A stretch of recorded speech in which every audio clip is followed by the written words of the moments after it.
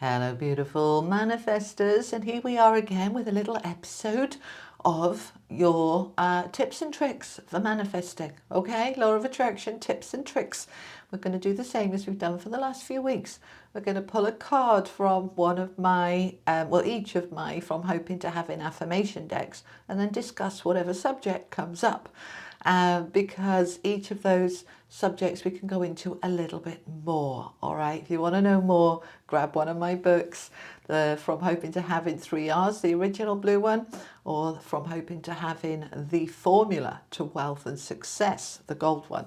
The links are below for both. All right, and I hope they help you. Okay, by now, by the way, the Audible version will be available. Okay, so if you prefer Audible, and I know many of you do, you will find that in the link below. Okie dokie. All right, let's bring the camera down. Let's see what we're discussing today. Okay, this is the Loving Connections deck, Wealth and Success, and the original. So let's see what subject we are discussing today. Power. I am powerful. I know my power. I feel it. I use my power from a place of love and wisdom. Okay, we're going to discuss power. Let's see what we're discussing in money and career, sort of wealth and success. Okay. All right, time frame, goals and time frame. I have given my goal a time frame. I have given my goal time, attention, care, and love. My goal is now on its way. Okay, let's get one of these. This is the Loving Connections deck. What are we discussing about love, please? I hold loving connections with others without assuming responsibility for them, without being overwhelmed by them or their problems. I am releasing responsibility for others now.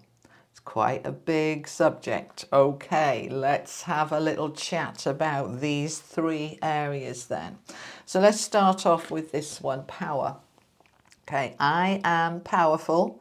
I know my power. I feel it. I use my power from a place of love and wisdom. Okay, so power. I dedicated a whole chapter to this, all right, in the book, The Power, and I didn't do that in the second book. I focused a whole chapter on your creative power, but this is power, period. We've got lots of different powers. We've got our spiritual power. We've got our personal power, and we've got our, well, I was going to say soul power, but that is your spiritual power. Yeah, kind of. Little bit the same, a little bit different, okay? Your spiritual power, they're asking me to clarify. Spiritual power is your connection to the divine, to source, to your I am, to your spiritual team, to your angels, to the universe, to all of that energy that is in and around you. Your soul power is really connecting deeper into your soul. All right, so it's a little bit different, still spiritual though. Okay, but here we're just talking about general power. All right, I'm powerful, so I can be powerful spiritually, intuitively. I can be powerful in my assertive confidence to be who and what I am. I can be powerful within my authenticity. So I want to know my power. I know my power. I feel it. So do you feel it? Do you feel powerful, or do you feel powerless? We don't want to feel powerless, right? Now, sometimes circumstances around us can really focus us on feeling powerless. I'm in a job I hate, can't stand my marriage, I'm powerless to change it.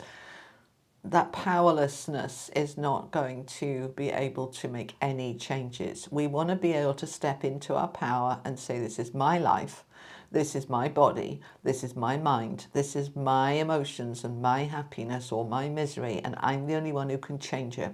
And I can only change it from a place of power. And that power starts with, I can do it. I can do it, whatever it is for you. So it's knowing your power and feeling it. So feel your power. I am a powerful person, right? When somebody powerful walks into the room, how do they walk? Do they walk hunched, looking down at the floor? Do they have a closed energy? Or do they walk tall and proud, head up, facing the world, shoulders back, walking into the room with confidence? That's the power, all right? So can we feel our power and know it, all right? Because that second part, all right, I use my power from a place of love and wisdom.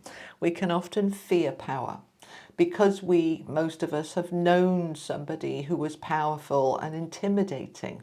All right, it starts in childhood. I remember being called up in front of the headmaster when I was a child. I was terrified. All right, when we see power and we link it with fear, we avoid power. And we want to just recognize that very simply and very easily. All right, because when we recognize it, then we can do something about it and say, look, if I walked into that headmaster's office now at the age of 61, I wouldn't be scared. But when I was 6, I was, okay? So recognize that when we see power as fearful, we avoid our own power because we don't want to be in fear. So we need to neutralize that. So I want you to ask yourself, what people have influenced you, like I just said about the headmaster, that made you feel afraid of power? Anybody in a white coat tends to make me feel like that as well. Doctors and things like that. It's like, oh, they've got all the power, I've got none.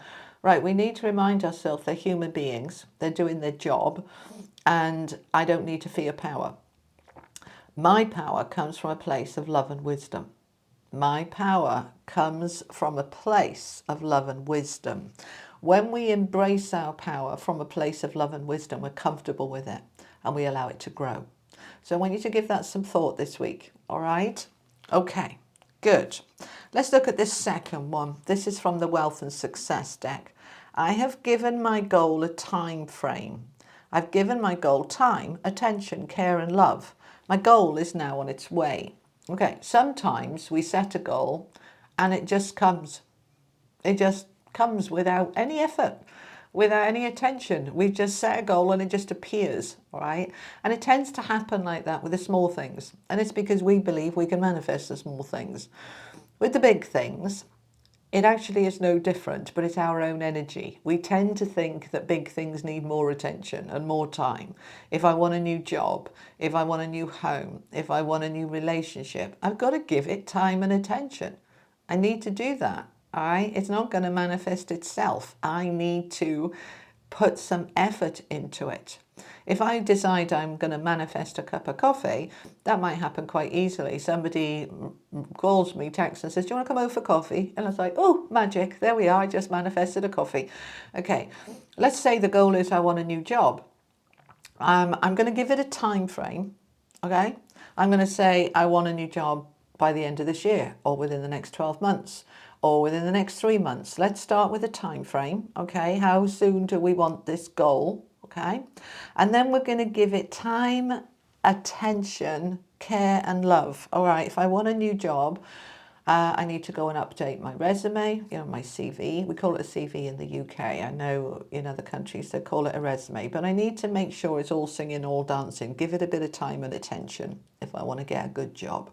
And then I'm going to look at other action I can take, all right, in terms of time, attention, care and love. I'm applying for other jobs. I'm putting effort into those applications. I'm not rushing things. I'm giving it value. So my goal is now on its way because I've been clear. I'm clear in the time scale. I've given it time, care and attention. All right. Let's say it's love. You want a relationship. Right, well then, what are you doing to give that time, care and attention? You meet somebody, you've got to make some time for them. You've got to give them some attention. Otherwise they won't want to be with you and develop this relationship. Whether it's a friendship or a romantic thing, then we need to give it some time, care and attention for it to flourish and grow and for it to move its way towards us. Do you see? Okay, so write down your goals, give it a time frame. All right, pick one. Basically, write down as many goals as you want, then pick one and then give it a time frame. I go into real detail in my book on this, okay? Give it a time frame and then look at what action you need to do and take in order to bring it to fruition, giving it time, attention, care and love, okay? All right, let's look at this one. Quite a lot on this card, okay? I hold loving connections with others without assuming responsibility for them, without being overwhelmed by them or their problems. I am releasing responsibility for others now. So this card is talking about responsibility for others, but in specifically about other people's problems. We love to problem solve. We love to fix, to help, to support. Great. I'm not saying don't do that. Do that. Help, support if it feels right for you to do it. They've got a problem, somebody you care about, loving connection has an issue, you want to help out, you want to help them with it. That's fine, but you're not responsible for it.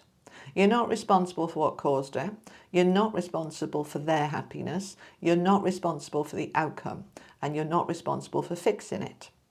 And when we think we are, we take on this big weight of the other person's problem. I have to fix this for them. All right? I tend to do this a lot with my youngest child. She tells me a problem and immediately I jump into rescue mode. I've got to sort this out for my daughter.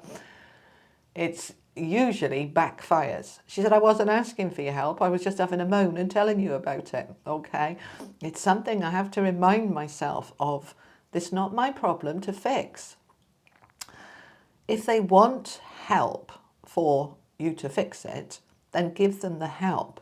But step back from being responsible for it. The thing is, this is what we do, isn't it? As soon as we say, I'll help you with that, then we're attached to the outcome. We've got to fix it. So if we don't fix it, we failed. It's not even our problem. So I want you to imagine this for a little minute, okay? Close your eyes for a minute. And I want you to imagine you're in a room, just you and a big room, and in the room are a load of boxes, big brown boxes, okay? And these boxes represent different problems, different issues, different responsibilities, different stuff, okay? And just imagine if you took all the problems in your life, all the issues in your life, and there's a different box for a different issue. How many boxes have you got? Don't worry about counting them, but just get a feel. Are there loads? Are there just a few? Okay. So let's imagine that there's a whole load of boxes. There's all my pressures, all my stresses, all my problems, all my issues. There's all my boxes. Oh my God, I'm totally overwhelmed. All right. I used to do this when I was doing hypnotherapy. Just keep the idea there of those boxes. And now I want you to ask yourself, or ask the boxes, how many of these are actually mine? How many of them are mine? All right. Now I want you to imagine all the boxes that are actually yours, your problems, your responsibilities, turn a different color so that you can easily discern between them. Okay. And then I want you to command all the boxes that are yours over to one side of the room and all the boxes that are not yours to the other side of the room. So the boxes that are not yours will be your friends and family's issues and problems and pressures and stresses, your job, your boss, your organization, your colleagues, the people you work with, your neighbors, your neighborhood. Do you see what I mean? Do you see what I'm saying? When you separate out everything that's yours from everything that's everybody else's, the amount of your own problems is usually quite small and easily achievable. And you look at those boxes that are reduced down by about 90% and you go, oh, that's all right, and there's only 3 left, and those are mine, I can fix those easily. It's all these other boxes that feel so overwhelming. Doesn't mean to say we can't help with the other boxes, but they're not ours. So we don't need to take on responsibility for them. And that is how you manage overwhelm. All right? Okay. So that's what I have for you for this week. I hope it was helpful. If it was, give it a like, a share, and I'll be back next week. I hope next week anyway. All right, moving at the end of September. Internet will be down for a week or two while I get it all set up and sorted, which is why I'm trying to get these videos put up in advance. I hope it helps. Have an amazing day. Take care. Bye-bye.